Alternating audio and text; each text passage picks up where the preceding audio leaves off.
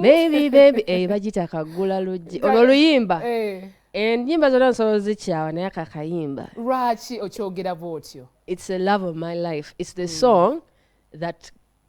made me understand tumanyi kino ekintu kisobola netusumulula akuva olwo aye twali tuze emabega weewaawo paka kati. Oli wa ddiini ki? Ndi mukatoliki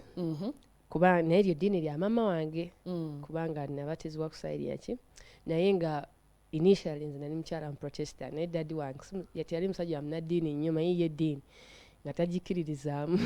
for some reason ngayagala nnyo okukkiririza mu bintu byaffe bino ebyaki ebyaliwo before nga ebyobuwangwa okitega tasi nti mulogo oba stuff like that but ye eddiini eyo nga tagitegeera ebiraba ebintu biri selfish but nze munaye ne tukula nensoma sapule omugigi nenfuuka mukatuliki kitegeeza nti bw'oba ofunye omwami nga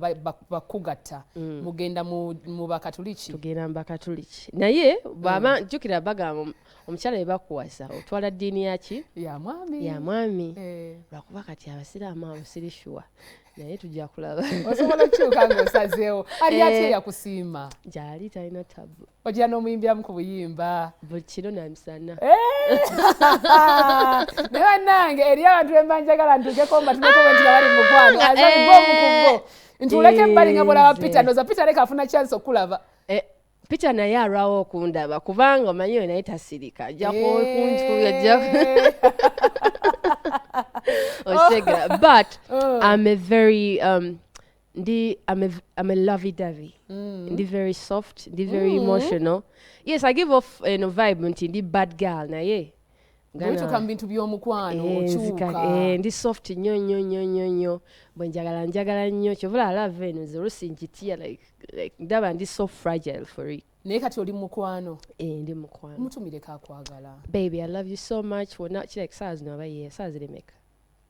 Zizino ziri ana mukageza kayita ku ssaawa 8. Yakazuka. Good morning, baby. I love you so much. Lindako si weeno. Nkomyawo. Si we lindako. Ani omwana agambye nti essaawa eno bugize eri yakazukuka. Kitegeeza weeri.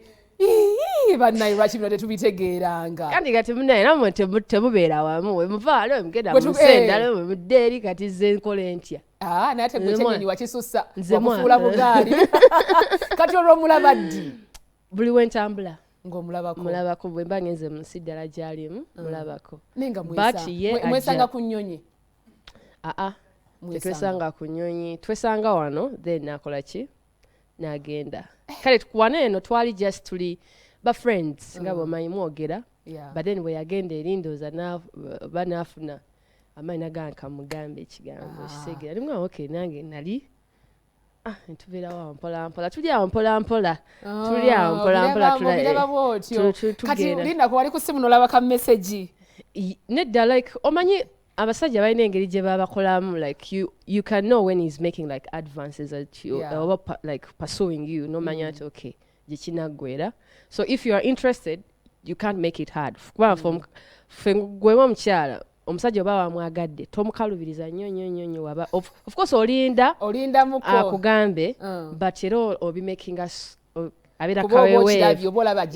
kubanga naye wakola ki you think that your type nze njaganya abasajja abawanvu nga they're dark skinned kati muwanvu era ali dark skinned of course ngana I can't be looking down wanji na mwana akwagaza omukwano ate byo nga binatunyumira banyange obuzibu nanga ate ni muwanvu kati Peterson yanyigidde Nebi nate bigenda tunyumira bannaye kwa kati akulabisa wali eri mu mbeera bwetyo ndoza kiba kirala I'm like era yagamba like I wish people knew you like the way I know you like because they totally have no idea tebamanyi. Does it happen sometimes wobita mu mbeera otoyita ko mu mbeera enzibu nali katsawa zino tekiringa luli sawa zine stressinga mirimu endongo nakuzaako ki video kino kigena maaso schedule tabuse bye stressinga kati but nomukubira kasimoro nomukabirako nga yeah of course atenze ndi so nkaba mangu nkaba mangu omwana ono bannange kitegeeza olina otambula n'abanga n'akatambaala era akalina kakali mu nsawo okay emboozi alikali nyina ogifunira olunaku yes lulala tutu albamu yaffe empya wakataako ennyimba mmeka abantu z'obawadde mu video 2 okay 10 over 10 no elevated ne omwenge naye tugenda kuta like momo songs kuliko enyimba ekwe ziri so dramatic kuliko akalima baketa married man oli yageddeko omusajja mufumbo tensobye togikola saagala yadde otunulayo kale kati zemumbuuze wali omu agadde nga tomanyi nti ali nobule n'okitegeera tekinnasala naye era naye nina be nali ndabyeko saaba nnyo tekikutuuka kyaba kitya nga wakigwako naye naddukayo mukama yanyamba obudde bukyali lwakuba kati mukama naye muzibu nnyo like married men are always so perfect like ndowooza oba bajja akimanyi nti alina ebiwa ebimutambulirako emabega kyekiba kyajja neyo like perfection eva mu like they know how to treat a woman, they know how to handle, they listen oba olwokuba like aba ahabinze like a good experience with a woman n'abeera naye mu nnyumba yeemu n'amutegeera they would understand kati ona like alina mood swings kati waneno July yamusumbuwa kati kyekitegeera they understand women and I think it's one of the reasons lwaki kyangu nnyo okufuna abakyala batali baabwe balekawo bana baabwe kuba babeera wanogaa naye like omusajja ono singa namusanga ali yekka nga tannabatwalibwa balala but nze ni mukazi mugezi era nze kasanamanya noweta olwo kyakutwalira bbanga kyolwo yeah it took me like to fully like clear my mind like a year yeah nobitegeera n'okolamu akayimba kati kekagenda okuddako nga tuvudde ku elevated katulabe Mike Peterson oyo ayinza okugamba leero ogenda kuta eggaali then enkeera n'ata champion yeah so katulabe but kuliko ennyimba nyingi kuliko champion from Africa kana kayimba nakakola just to celebrate myself because of course nalimu eyo embeera nga waliwo otuukanga creative ng'owulira toli motivated toli hungry anymore like olaba buli kimu kya bulijjo so and then you relax but then okola oluyimba luneeno kwali kwejjuka nti zaawedde oli champion so olwa kino kikola like you have to get up inspirations ez'enjawulo weziri gwe alina okukola ki ozinoonya tambula make friends travel the world tomanya have like conversations with abantu aba bulijjo olwe nagendako eyo kabichi akamu eyo entebe netukuba olwali n'asikaali nono nga tamanyi nalina hudia netukuba for like 2 hours gai nankwana n'okunkwanaawo kati olakye nagambye gwe omusajja nankubirawo nasooka nemubuuza ne mukyalawo kati yabaki nga mukyala namulekayo mukyalo mukyala basumbwa but for me I want a Muganda woman and you are a Muganda woman yes I want you like okay how can we can make this happen nemugamba me I'm going to disturb you it's okay I like stubborn I want they told me you Muganda women know how to treat men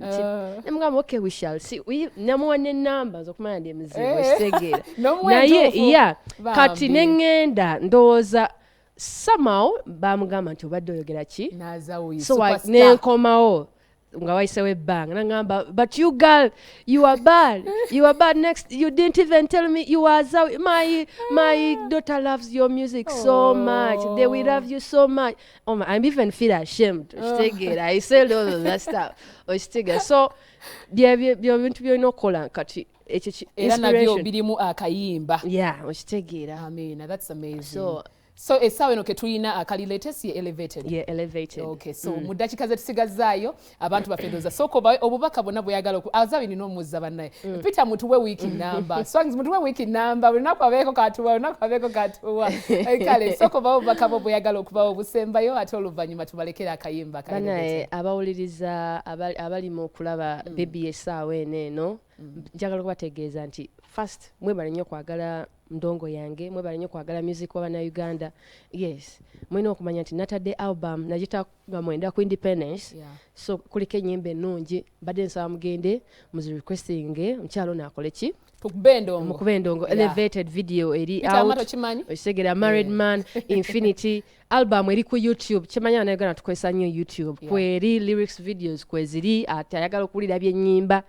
ekitegeera buli kimu kwekiri ku iTunes mwabalinamu sente z'okusasula endongo ku iTunes kweri ku Apple Spotify wonna basaba mugende mu streaming mugikolemu challenge ku TikTok njagala mbalabe nga mundaga love kubanga bimbategekedde bingi nnyo kuba endongo generalise yate ate kyali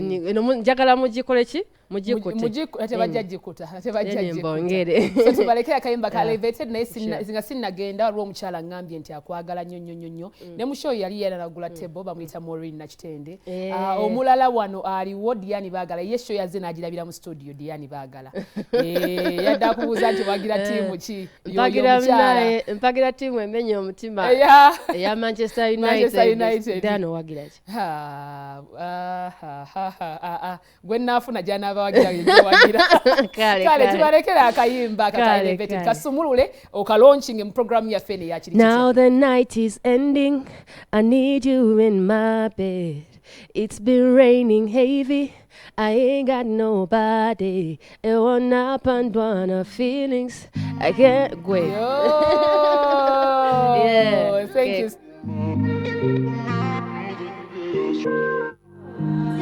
I'm